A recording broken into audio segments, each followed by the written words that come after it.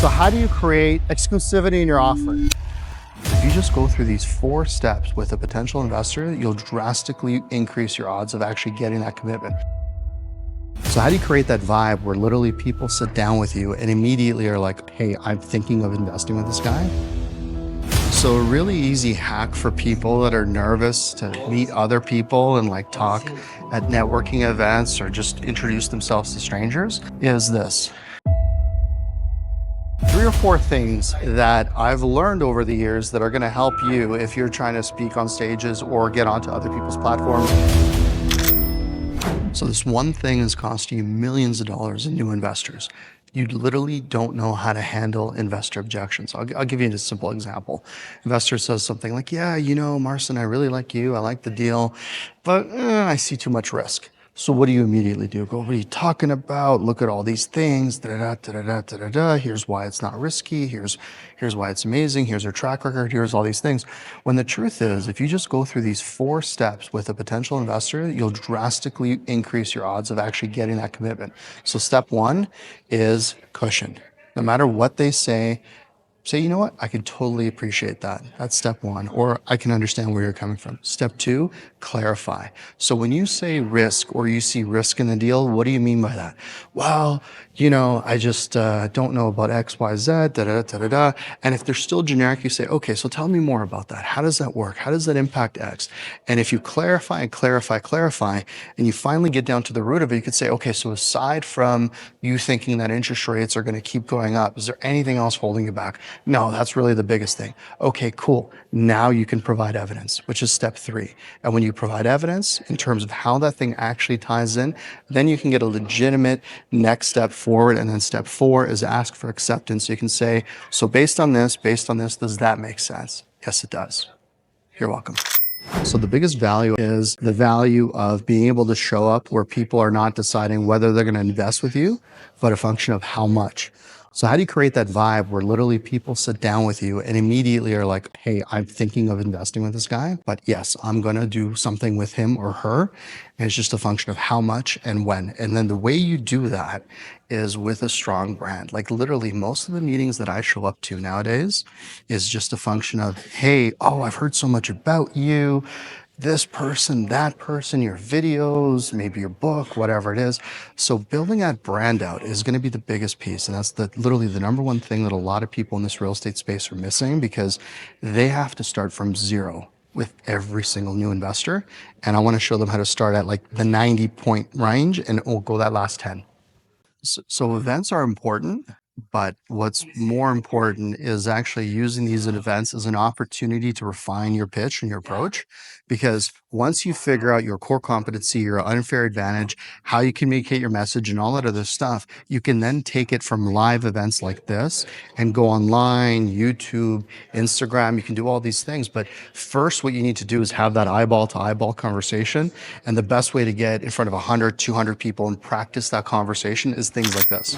So a really easy hack for people that are nervous to meet other people and like talk at networking events or just introduce themselves to strangers is this.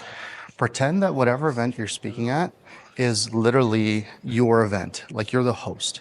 And if you have that mentality of it's your event and you're hosting, what you'll start to do is start to act like a host. Like literally you'll start to introduce people to other people and make connections. And the cool thing is literally like you'll take somebody and you just met them 30 seconds ago. You get their name, maybe what they're working on, projects, and then you find someone else you want to talk to and say, hey, so-and-so, have you met so-and-so? No, I haven't. Well, this is so-and-so, they're working on this. What are you doing? And then you're effectively creating this environment where you're like a power broker and you're facilitating conversations. And what's interesting is, let's call it John. John doesn't know anybody at the event either, and neither does James. So you're that conduit in between. And if you do that enough times, all of a sudden it's like, it's your event.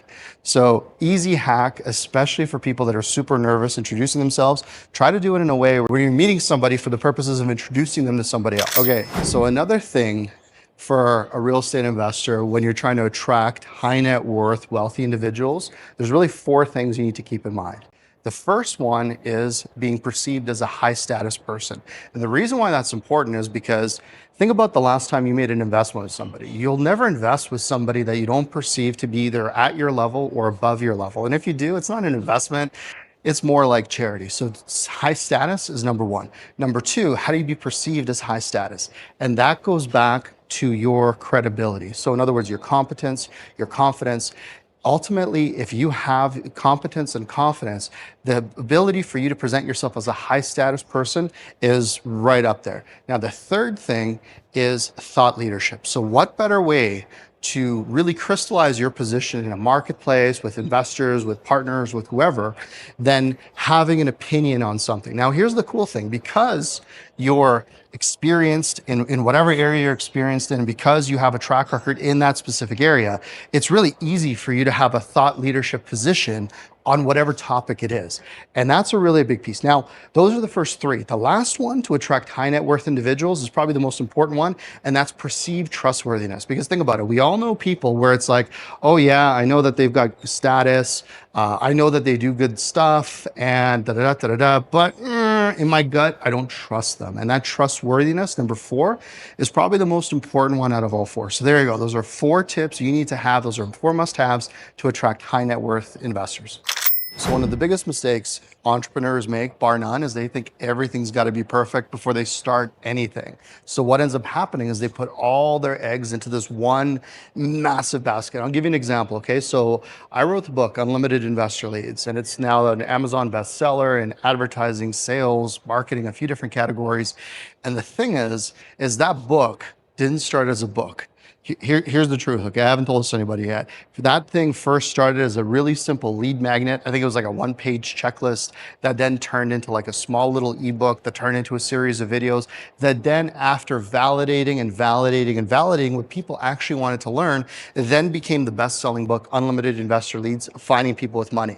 And the thing is, I would have never come up with that title, that book, or half the content in the way that I did had I not validated things little by little by little. And most people do the exact opposite. They put all their time, all their energy into like creating this grand plan and then like releasing it to the world. And the problem is, what if the world says, well, that sucks?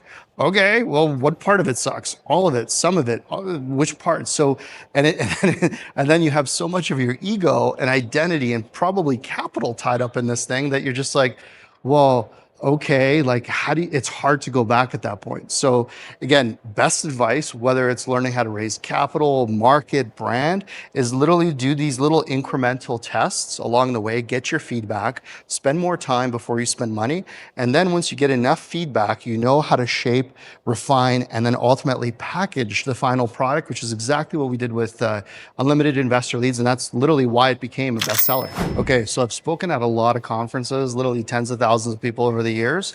But when I started, I was terrified of my own shadow. Like literally speaking in front of 2 or 3 people would scare the hell out of me. So here's 3 or 4 things that I've learned over the years that are going to help you if you're trying to speak on stages or get onto other people's platforms, podcasts, whatever. Number one, you're not speaking to 1,000 people. You're speaking to one person 1,000 times, or you're speaking to one person 10 times, however big the audience is. So if you can remember that, that'll change your perspective and you won't get that nervous about it because you won't be thinking about, oh, I'm in front of 100 people or 1,000 people. Literally, people don't listen that way. They listen in the context of one-to-one. So if you remember that you're talking to one person, it'll totally change your entire paradigm. That's number one. Number two, before you speak at an event, show up super early. They walk around, talk to people at the conference, at the event, whatever it is that they're part of. Try to talk to people and just kind of get a sense of their demeanor, their narrative. You'll get a good sense of the room, and then you'll feel super comfortable in the room. Number three, find a few people in the room that have, as I call it, kind eyes. Like literally talk to them before the event. You'll find a few people, you'll find your supporters, people that just instantly gravitate to you, you gravitate to them, and make sure, if you don't know anybody else in the room, that they're in the audience and you have those people there for you to anchor you and make you comfortable on stage. So if you ever feel like, shit, I forgot my line, I forgot this, I forgot that. Just look at, Jane over there with kind eyes or Bob over there with kind eyes. They'll give you the validation that you temporarily need to kind of pick you back up and get you back into the mental state. Because it's not a normal activity for people to talk in front of lots of people. So find some supporters. And then finally, probably the best tip is literally just have fun. Have fun with it. Don't take yourself too seriously. Don't think too hard. Matter of fact, don't think at all. Honestly, by this time, if you've been asked to speak at an event, at a mastermind, at a conference, obviously somebody thinks highly of you enough to put their credibility on the line to have you speak at their event. So honor that. Know that you have something of value to offer. Obviously prepare for it, but when the day of comes, just let loose, relax, don't book anything stressful, go for a workout, and just have fun with it. So how do you create exclusivity in your offer? But how do you do it in a way where you don't confuse anybody? Because everybody here that comes to these things, they're either investors, they're plumbers, they're doctors, they're dentists, they're different kinds of people. So how do you relate to everybody? And the biggest difference for me on the exclusivity thing was E. And exclusivity can mean multiple things for a lot of different people. So as an example, the last deal I just bought, we paid $77,000 a door. That's half of the replacement cost. Now, when you take that, anybody will understand that concept. Something else that's exclusive is, well, the rents are $700, the market is $1,200. Okay, that makes sense. Something else that could be exclusive is we're right across the street from the new hospital with X amount of jobs. Now, a lot of people understand that almost intuitively. So rather than talking to me about cap rates or, all these inversions or all these other things, just tell me about the basics. That's E. Now, the next one is A for abundance. Now, abundance is one of those things that people struggle with because most people, when they call an investor, they're just like, please, please, please invest in this deal. Like, let me know what you think. Well, let me know if you need any more information. When really what you should be doing with an investor is positioning it from the context of, hey, look, I'm glad I got you on the phone. I know we didn't get a chance to work on the last deal, but listen, I'm just about to attend this conference. I'm just about to present my offer to a big group of people. And, I wanted to get in front of you on this before we do that thing. And see, and if you do it that way, before you actually present your opportunity, the person doesn't feel like you're calling them in the context of that deal being like them having to do it. The next one is S for scarcity. And scarcity is one of those things that are really hard to manufacture because ultimately scarcity is one of those things where investors need to know that there's a real constraint of time and capital. So it could be as simple as, hey, Steve, we've only got $1 million left for this deal. Our average investor is $200,000. So we probably need another 4, maybe 5 people for this opportunity. And there you go. So what you've done is you've shown that it's an exclusive opportunity. Here's why. There's a lot of people you're talking to. There's only 3 or 4 people that you need for the opportunity. And why your allocation. Say you're going to have a conversation. They're going to ask more questions. Then you're going to say, look, if everything checked out, is there an amount you potentially consider for this deal? The investor, if they're serious, they're going to go, yeah, if it all checks out, I'd probably do 200K. Okay, cool. And by the way, if they're not interested, they'll say, well, my goldfish died. I got to, whatever the reason is, they're going to tell you. But if they're serious, they'll say, yeah, I'd probably do 200. Okay, cool. So look, why don't we do this? I still got a few more calls to make. I'm actually just jumping on a plane to go to this conference. Why don't we do this? Why don't I set the 200 aside for you? That way, it's there for you. I'll send you the data room as soon as we get off the phone. And then on Monday, when we get caught up, and see if you have any other questions. And at least that 200K is there for you. Sound good? Yeah, it makes sense. So there you go. That's how you make it easy. And you don't have to depend on all these new people all the time.